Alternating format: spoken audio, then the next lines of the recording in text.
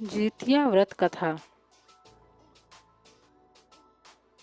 अश्विन मास के कृष्ण पक्ष की अष्टमी तिथि को जितिया व्रत किया जाता है। इस दिन सुबह स्नान कर स्वच्छ वस्त्र धारण करें। शाम को पूजा के बाद व्रत की कथा पढ़ी जाती है। अश्विन मास के कृष्ण पक्ष की अष्टमी तिथि को जितिया व्रत किया जाता है। इस व्रत में नया वस्त्र धारण करने का कोई नियम नहीं, क्योंकि पितृपक्ष में अधिकतर लोग नया नहीं पहनते हैं। इस दिन भगवान जीमूत वाहन की पूजा करें। इस पूजा के लिए कुशा से बनी जीमूत वाहन की प्रतिमा बनाई जाती है। धूप, दीप, चावल, पुष्प आदि अर्पित करें। इस व्रत के दौरान मिट्टी में गाय का गोबर मिलाकर उससे चील और सियारिन की मूर्ति बनाई जाती है। इन दोनों मूर्तियों के माथे पर लाल सिंदूर का टीका लगाया जाता है। विधि पूर्वक पूजा करके फिर कथा सुनी जाती है।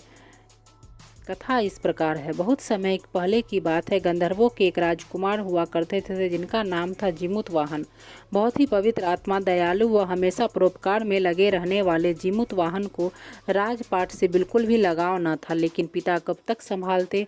वानप्रस्थ लेने के पश्चात वे सब कुछ जीमूत वाहन को सौंपकर चलने लगे। लेकिन जीमूत वाहन ने तुरंत अपनी तमाम जिम्मेदारियां अपने भाइयों को सौंपते हुए स्वयं वन में रहकर पिता की सेवा करने का मन बना लिया।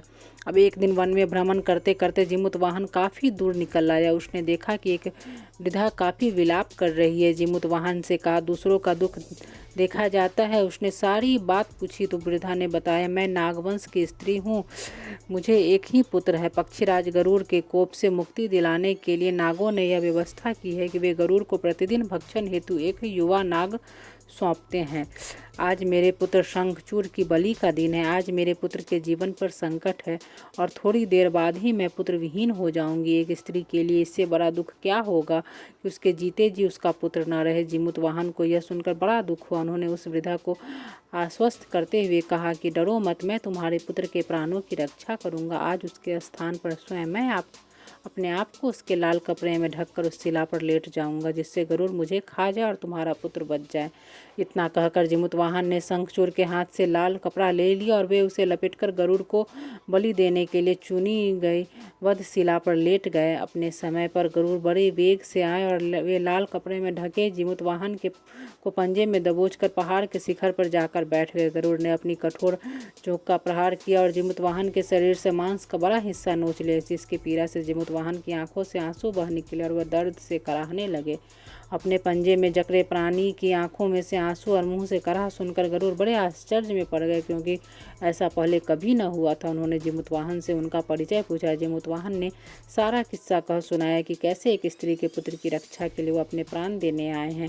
आप मुझे खाकर भूख शांत करे। गरुड़ उनकी बहादुरी और दूसरों की प्राण रक्षा के लिए स्वयं का बलिदान देने की हिम्मत से बहुत प्रभावित हुए। उन्हें स्वयं पर पछतावा होने लगा। वह सोचने लगे कि यह एक मनुष्य है जो दूसरों के पुत्र की रक्षा के लिए स्वयं की बलि दे रहा है, और मैं हूँ जो देवों के संरक्षण में हूँ, फिर भी दूसरों की संतान की बलि ले रहा हूँ। उन्होंने जीमूत वाहन को मुक्त कर दिया। गरुड़ ने कहा, हे उत्तम मनुष्य, मैं तुम्हारी भावना और त्याग से बहुत प्रसन्न हूँ।